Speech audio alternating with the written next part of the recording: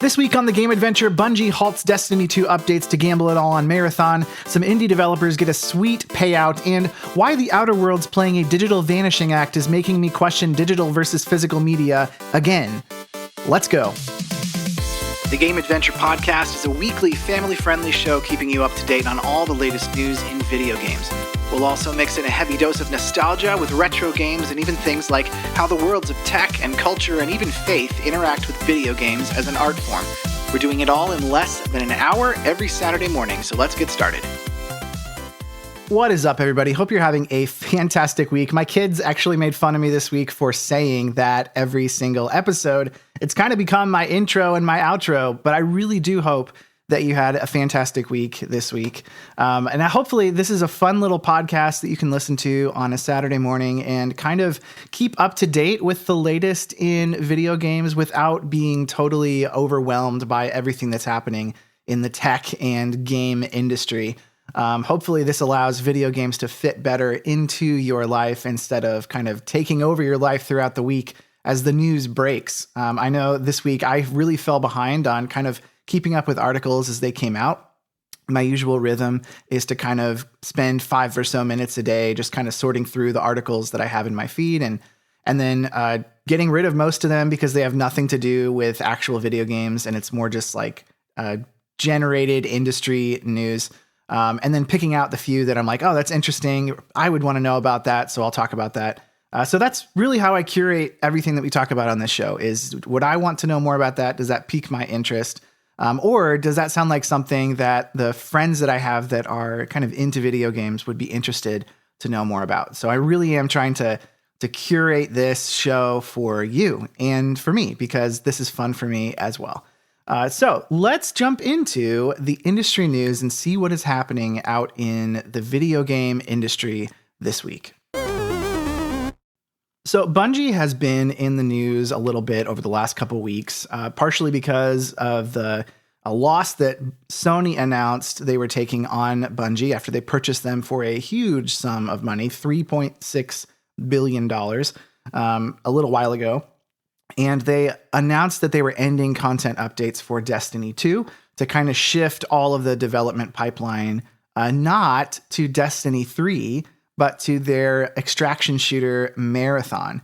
And so what's happened this week is that people have responded by signing these and launching these viral petitions demanding that Destiny 3 be released, or not to be released, but to be talked about, to be at least announced that they're working on it.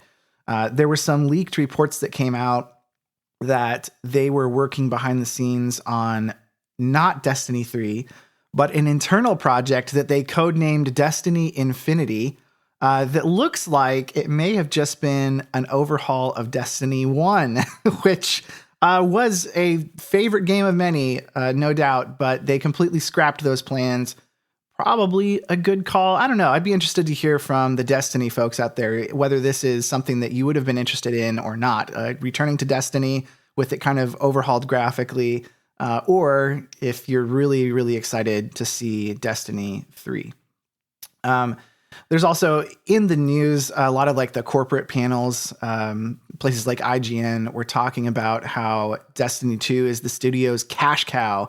And they were like, why would Sony pay all of this money for this studio just to wind down Destiny 2? But it kind of feels like the media is stuck in like 2019. Destiny 2 is not a new game. And it's also not like a World of Warcraft from a revenue standpoint. It's not a World of Warcraft style recurring subscription. It relies on players buying into these like premium expansions. And so with player sentiment kind of dropping for 2 and looking forward to the next thing, it's not necessarily the cash cow that they think it is anymore. It makes a little more sense then to make a pivot to Marathon, which is maybe a kind of gamble because this is not the game that the players who were fans of Bungie were really asking for. But it may turn out to be all right. Or at least something that's kind of a thing to do in between the next Destiny game coming out. So I don't know, Destiny players, you'll have to let me know what you think about this. I'm not a Destiny player, so I really don't have any strong feelings on this. but it makes a difference to a lot of people. Also, I heard that they are announcing a free-to-play period of time for Marathon. They're trying to get people to try this game out to see if they can get them hooked on it. And so I don't know. We'll see what happens with Destiny 3 versus Marathon. Hopefully, we at least get to hear about Destiny 3 because that would make a lot of people very happy. Moving on, Krafton had this. If you remember, Krafton is the publisher behind the game Subnautica 2. And they had done this like devious behind the scenes thing. Their CEO in particularly had used ChatGPT to script and strategize this like hostile corporate takeover. And the whole point was to cheat the development team out of this bonus that they had been promised. And so what they were ordered to do was, no, you have to actually keep that team. They have to finish the game. And the game, Subnautica 2, has done so well. They've hit these like early access milestones, which is just, it's done wildly well. And what's now happened is they have triggered that point in their contract at which that $250 million earnout bonus will be due to the developers. So now they actually do have to pay out that money, which is a huge victory for the actual creators and a huge loss to kind of the corporate greed that is just gross in the background of the world of video games. Yeah, there's a lot of money at play here. And I, on one hand, am grateful for these companies that have been willing to take these financial risks to bankroll and make sure that these studios and developers actually have the resources, the financial resources to keep doing what they're doing. That's a good thing. But then to have somebody like this turn around and try to cheat them out of a bonus that they were promised is just gross. So this is definitely a win for the little guy, a very large win for the really not so little guy. It's a pretty big developer. So that's cool. Something that's not so cool is if you were a fan, if you remember back in the day, every Marvel movie, you would see a certain guy show up somewhere in the movie, and his name is Stan Lee. Stan Lee is the creator, for my younger listeners out there, was the creator of Spider-Man and a whole bunch of the Marvel comic book characters that are like massive influences on the media today. They didn't used to be. They used to just exist in comic books.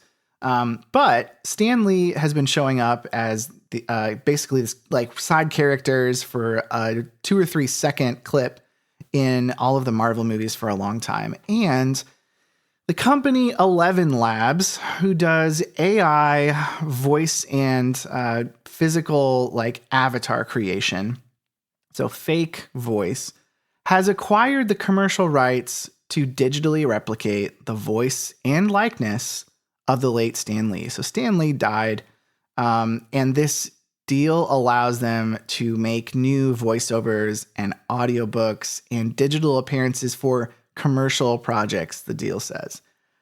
While the tech industry may be celebrating this as a milestone for, they say, archival preservation, we do not archive and preserve people. And so the gaming and comic community and the human being community should feel kind of a gross feeling about this, kind of disgusted. There's kind of some dark history here too. There's been a few investigative documentaries that have detailed pretty heavily how Stan Lee was subject to borderline elder abuse and corporate manipulation during the final years of his life to show up at various cons and movie events. And so being able to endlessly remix this creator, who a lot of us really respected as somebody who had made this whole like universe that Marvel exists in, by using AI just so that they can continue to create content with him, feels really exploitative. I really don't like this. Let's let this guy and his legacy rest. Let's remember that this is a human being and he cannot be replicated by artificial intelligence, despite what you may have been told by the company. This just registers as wrong on so many levels. And I hope that there's some backlash against actual use of this kind of thing. The last piece of industry news is this Grand Theft Auto being released. Just kidding. They weren't actually released. Grand Theft Auto 6 was supposed to be released on May 26th, which is a few days ago. That was the original launch date announced, and it's been officially pushed to November, I think, at this point. I would not be surprised if it ends up being a 2027 release. But my guess is they'll try to push it for the holiday. There were a lot of people who were looking at the Twitter page for Rockstar and noticed that the date was still May 26th. So they were saying, hey, where's the game that you promised us? Which just kind of, I mean, the nature of the industry right now is that the release date is kind of a moving target. And so you really shouldn't announce a specific release date until you are really ready to release that game. I don't think there's any reason why you can't say fall 2026 until, October, when you know that the game is ready and you say it launches next month, or, then you announce your release date. But that's just me. I'm sure that there's a lot of moving pieces in this multi-billion dollar with a B video game that I probably won't be playing because it's not my cup of tea, and it's definitely not something that I can share with my kids. And so this is not my game, but it is going to be a thing that makes a huge impact on the gaming industry and honestly on the culture abroad. So what you might not know about me, I don't talk about this a ton, is I am a pastor of a small church. And so one of the things that I try to keep my finger on is kind of the pulse of the culture and the community and what's happening out there. And Grand Theft Auto has been something that has hugely impacted our culture, and I would say not for the better. And there's this weird relationship with video games where it's kind of the video games that are made and are popular are a reflection of what's actually happening in the culture. But I would say this video game in particular is one that has not been a spiritually healthy thing for people. I don't see what I would call redemptive value in this video game. I don't see a reason for people to play it, no matter what technical marvel it is. The kinds of behavior that it glorifies isn't a world in which we're highlighting what's good and right and true and the hero. And so I don't know that there's a lot of value in this for the Christian, which leads me to have strong feelings about it. But I will keep you up to date on kind of what is happening with this, primarily because it's a big video game. It's going to make a splash regardless in the world of video games and beyond it as well. So let's move on to the tech update. Let's see what's happening in the world of tech this week. So the company Psyonix, who is behind the virally popular video game Rocket League, soared to heights. I remember talking to friends that I knew that didn't even really play video games, and they were playing Rocket League. It's been out for a long time. It was built on Unreal Engine 3. For reference, we are now on Unreal Engine 6. And they will be skipping generations of software to modernize the game's foundation. It doesn't look like a new Rocket League. This is an update to Rocket League that is going to be moving over to Unreal Engine 6. So what they're hoping is to take advantage of this multi-threading performance. Rocket League has never really been a game that was about hyper-realistic, photorealistic graphics. It's about physics and fast response times and mechanical fun. That's what makes this game fun. So if Unreal Engine 6 improves the frame stability and the overall feel of the game, that's great. But don't lose the soul of this game chasing a high-end graphical improvement. I just don't think it's worth it for a game like Rocket League. Valve increased the Steam Deck OLED prices. Gasp. They would not be the first and will not be the last, I promise you, tech company to increase the price of their hardware. They kind of had this unannounced price increase that maybe is different from how the other companies have done it thus far on both the 512 gigabyte and the 1 terabyte models of the Steam Deck OLED. But despite the price hike, stock allocations across all of their distribution channels have sold out almost immediately. So it is still selling. People still want this, which means the price isn't too high yet if it's selling out. I mean, the kind of like mainstream podcast folks were saying this is borderline criminal to budget-focused consumers, but it's not criminal. It's basic hardware economics in 2026. Let's just be real. Things cost more money. And that applies to video game hardware as well. They cost more money to make, and so they sell them for more money. That is inflation on one hand. You just keep paying more money for the same things, which doesn't mean the hardware is necessarily getting better, which is the bummer. It means your money is getting less valuable, which is even more of a bummer. So there's really no upside to this, other than Valve has to have an increased cost to source those parts, and so the consumer price goes up. If you don't want to pay the premium, you have to wait for a sale or stick to the base model, which still exists, which kind of shows that there's still a demand for this premium style OLED model as well. There's a little bit of news about Lenovo over the last week. They had this new Go2 handheld device, and they were selling it on the AliExpress, which is kind of like Amazon based in Asia. It's a huge, huge website. Lots of people buy really cheap stuff through it. But after some consumer reviews started coming through, they found out that these systems, so Lenovo is an established, well-known brand, consumers were finding that when they got their little handheld device, which was really made for emulation in a lot of ways, but they were finding that this hardware was packed with thousands of unauthorized, pirated video games from companies like Nintendo and Sega. And they were all preloaded onto the internal storage. And the weird part of this story is that Lenovo claims they didn't know anything about this, but it looks like they probably did, and they got caught. And so what I dislike about this the most is the dishonesty. I mean, on one hand, you have these like storefronts on Amazon that pop up, and they'll sell these like 5,001 emulation boxes. And you know that those games are pirated. And if you care about ethics at all, do not support those companies that are doing that.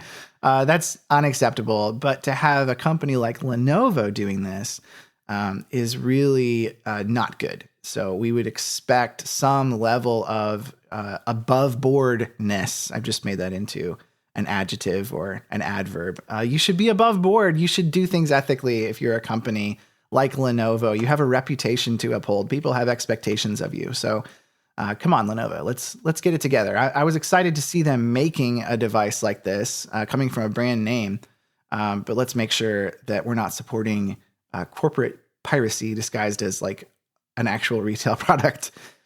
Kind of related to that was this thing that happened with the Outer Worlds game this last week.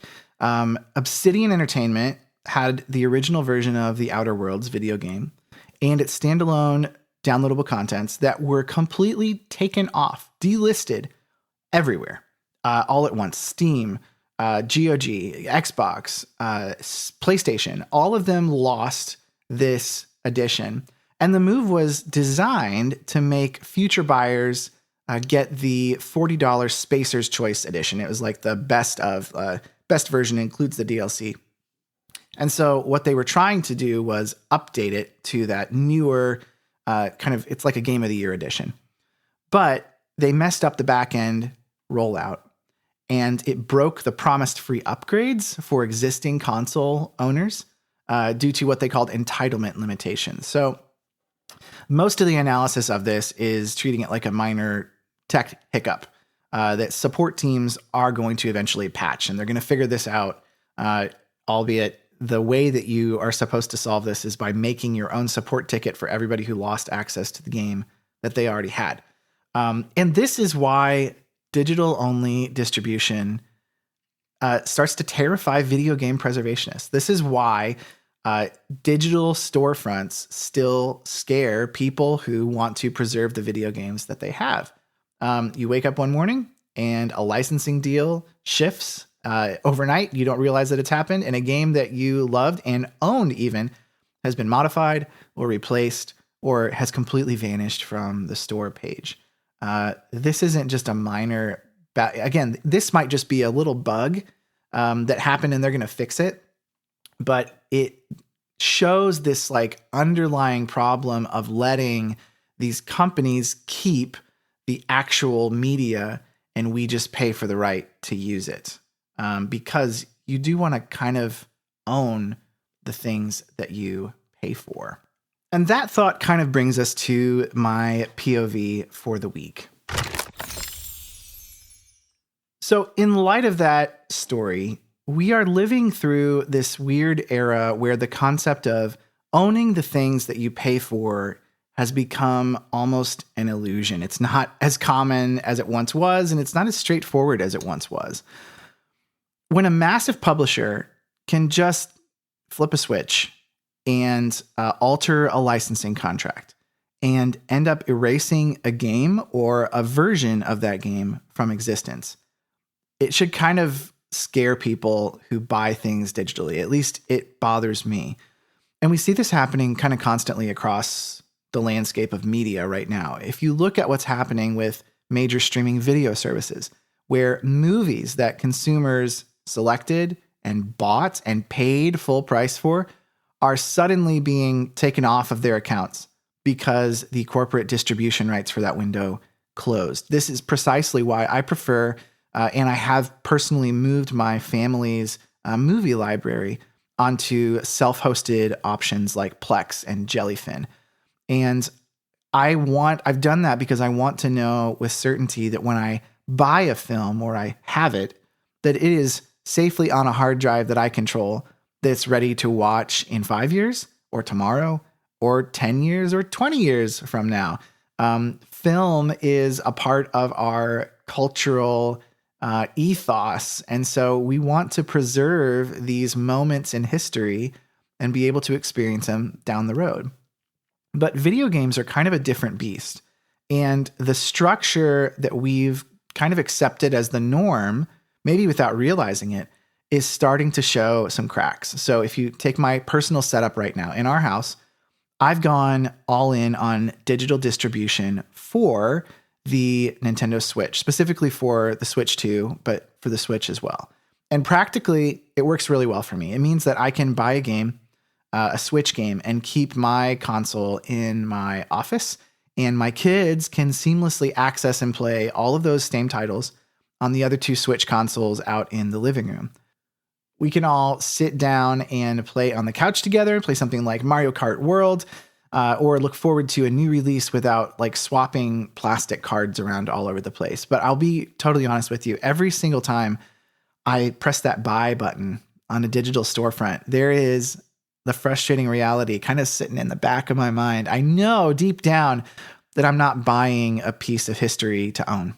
I'm not buying a piece of media. I am paying a admission fee or a long-term rental that a corporation can theoretically, and in practice they have, revoke whenever it ceases to be like a profitable kind of thing for them. And I've more or less made my peace with that being the reality because that is the modern software landscape. Like that's what's actually happening. But that doesn't mean that it's a good thing. And it doesn't mean that it's a comfortable piece. It's kind of an uncomfortable one, in fact. And I don't think it's healthy for the culture of video games in general. So let's not pretend that physical media is perfect either. We've all felt the disappointment of opening up a game case, popping the cartridge or disc into the machine, and then we find out that the publisher didn't even put the full functional game on the physical media. You have to have this huge day one screen telling you, you have to download this mandatory patch just to get past the title screen. So the whole structure that we have right now, including with physical versions of the media, is built on this foundation of temporarily available data. And that brings me to what I think is the real tragedy in this setup. And it's going to be regarding people and our experience, which is the whole point of video games. The total destruction of the intergenerational nature of video games is really what bothers me. Video games are an artistic medium, and it does connect different generations. They are kind of a bridge from one generation to the next, the same way movies are, the same way music is. And so I have a 4-year-old right now. In 10 years, when they turn 14, I might want to be able to sit down with them and say, hey, this is a game that I really loved a decade ago and you just weren't old enough to play it. Let's experience it together. But in the current digital cloud dependent platform, there's no guarantee that that game will even be accessible or functional. And if these huge gaming companies and hardware manufacturers actually were thinking about the long-term longevity of their IPs, they would realize that actually having customers own their games is literally in their best interest as a business. If a kid, think about this, if a kid can't discover the first or second game in a franchise 15 years down the road because it was taken off of the original server, they aren't going to care when you announce the 5th entry or a hyper expansive and expensive remaster. You have to allow the generation that loved the first game to share it with and pass it down to the next. And so we need kind of a shift in how the digital system works.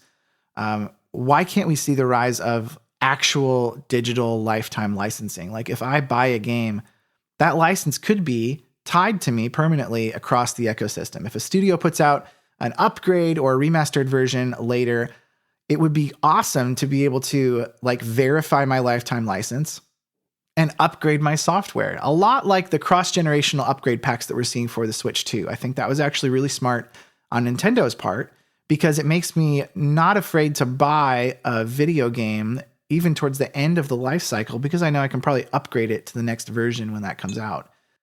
Here's the bottom line. If people lose faith that their video games will be tomorrow, they will eventually stop investing in certainly the hardware to run those games, but also probably stop eventually investing in the current rental agreement that is purchasing video games. And we will have a subscription model only. And that hasn't proven quite yet to work in the best interest of the video game developers. Security in ownership isn't like a radical consumer demand of only a few people. I think it is actually something that is pretty central to a stable future for some of my favorite franchises. So with that, let's look at some of those favorite franchises. Let's go back and look at the Retro Rewind segment and take a look at what's happening in the world of retro video games. There is a product called the Swap Arcade Furniture, and it is a new Kickstarter campaign. So it doesn't exist yet, but they are working on making it exist, which is cool. It is a full-size arcade cabinet that is engineered to collapse and fold down into this like minimalist living room friendly kind of wooden table thing. It looks like like a credenza, like an end table kind of. And it definitely, I guess, would help you to solve the constraints of a small space, particularly if you have a spouse who doesn't want a huge arcade cabinet in your living room. I can appreciate that. So one of the things that I do as an artist is I make art that is based on video games, but I make it with like pen and ink. And these pieces are meant to be a adult representation. And I don't mean that in a bad way. I mean adult as in like, this is sophisticated and it looks nice in the living room. And people might look at it and say, that's a beautiful piece of art you have hanging on your living room wall. And the nerds will come by and say, well, that's the Temple of Time. Cool. You know, that's the idea is you kind of get both sides, but it looks right in the same space, like a living room. But on the flip side, if you're going to get an arcade cabinet, like if this is how dedicated you are to having an old arcade cabinet, you should probably put it in a room of your house that can function as an arcade, whether that is a basement space or an extra room, or if you really want an arcade cabinet in your living room, maybe your living room needs to look and feel more like an arcade. And if your spouse has a problem with that, that is fair. Maybe you don't get the arcade cabinet. Maybe you play it on TV like everybody else. I don't know. That's my hot take on it. And if you want an arcade cabinet and you like this foldy down one, then you go right ahead if that makes you happy. Metal Gear Solid 4 is making this remaster, and they are keeping all of these real world brands that they put into the game in the first place, which is really cool from a preservation standpoint, because they have to reach out to these companies for licensing deals. And so like they'll have Apple iPods in the video game. I think this is cool because it keeps the feel and the time of the video game alive. So this was originally released in 2008. You're not going to see Apple iPods in video games today because really there aren't any Apple iPods out there in the wild. There are not very many of them anyway. So I think the idea of these like old things still existing in the game, even in a remaster, is the right way to do a remaster. We talked a little while ago about the web emulator called Afterplay. It is surging in popularity. It is an emulator that plays old games, but it's just done in a browser. And so this is using cloud saves. It allows you to sync your game across multiple devices. They integrated retro achievements with 0 client-side configuration. So like you don't have to set up any of this. It's all just done for you by the folks at Afterplay. And I think it's a great option for playing these old video games.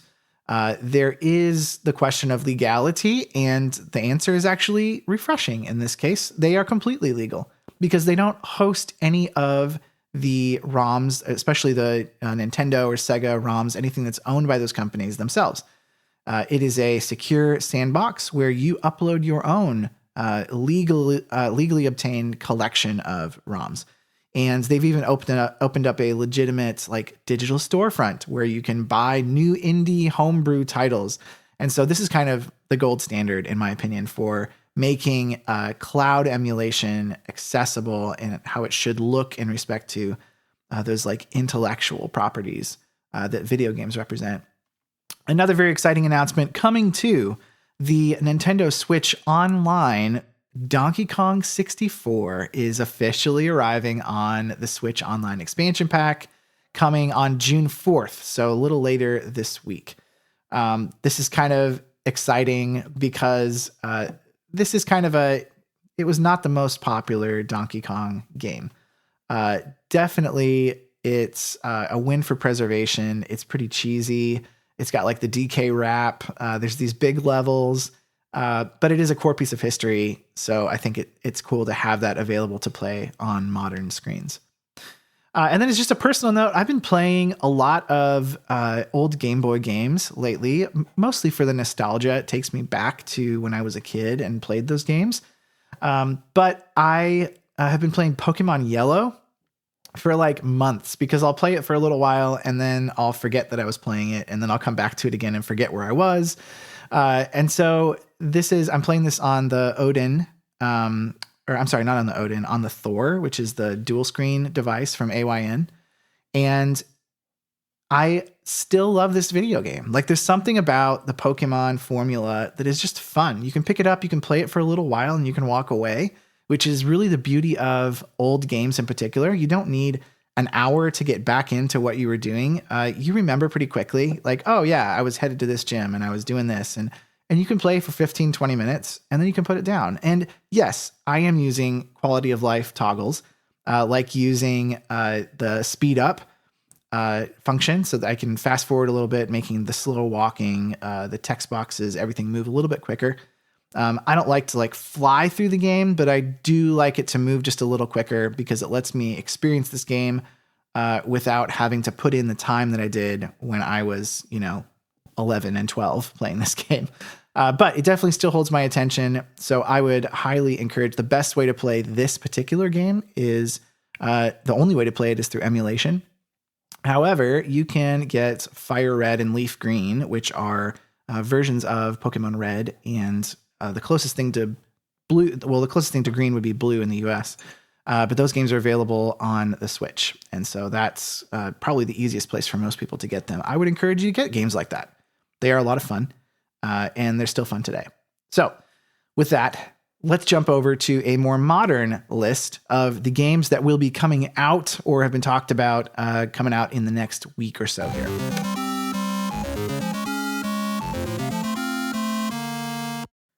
So the game list this week is a little shorter, not a ton of stuff coming out. There was a kind of an announcement made for Yoshi and the Mysterious Book on the Switch 2 that there is an active bug in the game that is game breaking. So it does stop you from continuing to progress. They are working on actually fixing that and applying a hot fix to it. So that's in development. They are working on it. There was a lot of kind of complaint about this. So this was designed in Unreal Engine 5. It looks gorgeous. Some of the folks looking at like behind the scenes were talking about how the internal resolution will drop down to very low. I think Digital Foundry said it drops down to like 540p when it's docked. But it never looks bad. So I've played it for quite a while now with the kids, and it never looks bad. It's always gorgeous looking. It looks like it was all drawn in. The little illustrations are amazing. The sound effects are great. This is a family-oriented puzzle game. It's not supposed to like be a graphical benchmark showcase, like showing off what the Switch 2 can do. No, this is not the game for that. It's got a watercolor aesthetic and it looks beautiful. But Nintendo absolutely needs to push that hotfix out quick. Because if families get their save files locked, I don't know that they will continue to play this game. Probably one of those things that I'm a little surprised that this happened on a Nintendo published title. So what's up, Nintendo? Like, you got to keep your standards high because everybody else is holding you to them. So Donkey Kong 64, we already talked about being out on the Switch Online. The price of the expansion pack is about $50 a year. We do the family expansion pack because that lets everybody in my family have their own save files and accounts, and they can play all of the games that are on this. And you know what? I just realized that earlier I said that this was on the GameCube. This is a 64 title. It's right there. It's Donkey Kong 64. I don't know why I was thinking this was only going to be on the Switch 2. My apologies. Correction issued. This is available on the Nintendo 64 part of the Switch Online, which means it is on the original Switch. So kids, you don't have to be super sad because you don't have to borrow my Switch 2 in order to play this game. You can play Donkey Kong 64 in all its glory from 1999 on both of your existing Switches. So there you go. That's good news. For PS5, Warhammer 40,000 Darktide was released a little while ago, but it is coming out on June 2nd for PS Plus. Another game coming out on PS Plus is Obsidian's Grounded Fully Yoked Edition. So this is the microscopic backyard survival game where you have to, it's like Honey, I Shrunk the Kids, if you remember that movie from way, way back in the 90s. It's kind of like that, but in video game form. This has been on my list of games to play for quite a while. I have it. I just haven't had a chance to play it yet. So this might be a good one to play with the family, actually, especially if you're a PlayStation Plus subscriber. To have this just available to you is a pretty great thing. Nickelodeon's All-Star Brawl 2 is also getting a PlayStation Plus launch in June, coming out on June 2nd. It's this fighting game featuring classic Nicktoons characters. Man, this almost makes me, it's kind of like Super Smash Brothers, but with Nick characters, which kind of makes me want a PlayStation. I might have to come over to my friend Taylor's house and play on his PlayStation just so we can play All-Star Brawl 2 from Nickelodeon. On the Xbox, we got a little more information on the new Call of Duty game, Modern Warfare 4. It will be it's a global theater that will be centered in Korea. So that'll be a new location for them. And there's a lot of people that are obsessing over kind of like the weapon attachment details and multiplayer map counts. And I think the real headline here is that there's this huge win for regular consumers because they explicitly confirmed that this game will fully support an offline campaign mode. That was the big news, and I don't know why nobody was talking about that. You do not have to only play this game online with your friends. If you want to play the campaign, you can still do that, and it's supported offline. So that's a consumer-friendly decision for sure. One more release that we talked about last week was Mina the Hollower on PC. And this one did get released and got some really, really nice reviews, like some 10 out of 10 scores from various reviewers, for whatever that's worth. They are praising the game's like old school difficulty curve. It is hard. It does not hold your hand, that is for sure. But it also has these robust like cheat modifiers. So if you want to completely break the balance of the game and just enjoy it, you can do that, which I think is a fun, inclusive design. I actually really like when video games offer you these like difficulty changes, the ability to actually change the difficulty of the game, because it means more people can enjoy the game. And if you want it to be challenging, you can be challenged. And if you want to just have fun, sometimes when I play a video game, I don't want to have to spend hours and hours getting really good at it in order to beat it. I just want to play it and have fun. And I want to feel like the hero for a little while. And that's okay. And there's other times after I've played a game for a long time, where I played the last, 3 entries, that I want to play on the more difficult version of the game, so that it is kind of challenging. It takes me a little longer to finish the game. Both of those things are completely valid ways to play a video game. And when you have kids, being able to make that game easy so that there are fewer tears is a really good thing. Because when they get a little older, then you can challenge them, and then you can bring on the tears, like really make them work for it. But when they're little, there's nothing fun about having a 4-year-old crying because they can't figure out how to do anything in the game. So you gotta have to kind of pander to both audiences there, and I appreciate the games that do that well.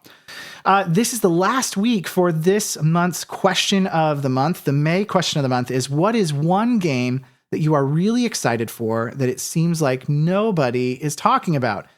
Make the case for why we should be excited about this, and I will talk about those next week on the show. You can email those to me at thisisthegameadventure@gmail.com. You can also comment on any of my social media platforms, which are mostly The Game Adventure, on Instagram and on Facebook and also on YouTube. So that is pretty much it for today's show. Again, I really do hope you have a fantastic week, and I will see you next Saturday.